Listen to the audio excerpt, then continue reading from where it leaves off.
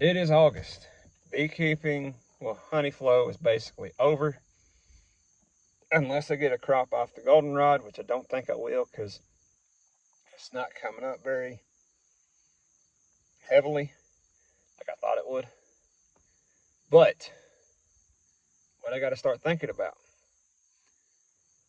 got to get my mite treatments, which I'm not going to treat because my mite load is very low. Like out of all 5 of my hives, all 5 of them together, probably only had 3 mites. So yeah, it's very low. I got to start thinking about building up the population in the hives, which is very easy. Just simply feeding them sugar water and make sure the queen has space to actually lay. Y'all seen me do that.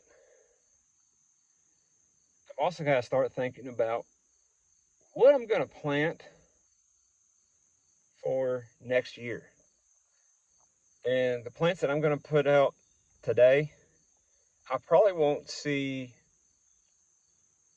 any honey off of them until 2 and 3 years down the road. But that doesn't mean I can't plant them now. Because I've also got to I still got to think about soil nutrition. I've still got to think about mineralization. I've still got to think about more micronutrients if y'all conventional. I still got to think about building a healthy soil ecosystem for next year. So let's get into it. Okay, we got our hole dug. It is just deep enough. So now I'm going to add in some nutrients. Here I'm using just bone meal in the bottom of the hole. Okay, a couple handfuls is all it takes. That's it. Now we want to start backfilling the hole. You want to put your tree in first. So, okay, you want to alternate back and forth between dirt and bone meal, or whatever phosphorus potassium source you're using. The reason for that is because phosphorus and potassium do not move well in heavy clay soil. They do in sandy soil though, so if you have sandy soil, apply it to the top. Don't mix it in, because otherwise when it rains, it's just going to wash out. And you're going to be left with having to put out more. But we have heavy clay soil, it doesn't really move very well, so we are putting it underneath at the root zone, where the roots can take it up as it decomposes. Now, it does need nitrogen to decompose, so we added a little bit more nitrogen to it. Now, as we do the math here, you're probably going to be thinking, why does he want to plant 2 apple trees, not even get honey, because I probably won't, and waste that time and effort and money when he can be planting? Sorry, I got to wipe the sweat out of my eyes again. When he could be planting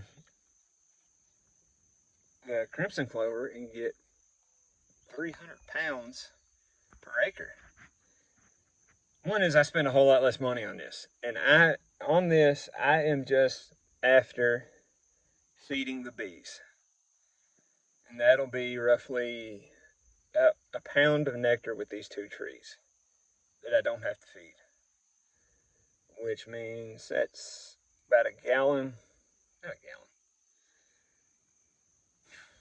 half a pound of sugar I don't have to buy to make it easy on the math. But that's roughly it. Now, I do have to be concerned about weather, because if it's raining or if it's cold when these are blooming, bees don't go out. So, yeah, I am taking a gamble there. But I always got the backup. Now, I can plant an acre of clover, which I'm going to do still with these trees. Mainly because, well, I'll get into that in another video, but it's companion planting. Or monoculture, not a polyculture. But I can get up to 300 pounds of honey, and then roughly half that's going to be fed to the brood, so that's still 150 pounds for me. That's in a good year, though. Okay, in a good nectar flow and healthy hive, strong hive, too. So, yeah, that is going to be a lot more honey, but at the same time,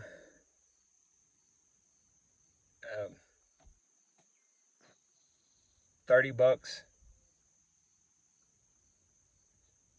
Yeah, 30 bucks per tree. As long as a horse don't eat them, like last year, or somebody doesn't come cut them down. That's 30 bucks.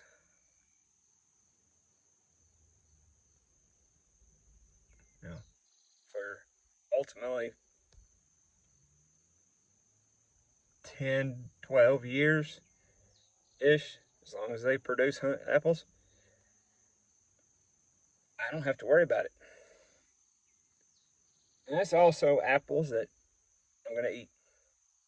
Turn into apple cider, apple wine, a lot of stuff. So there's sweat running down my face. It is burning my eyes. I will see you all later.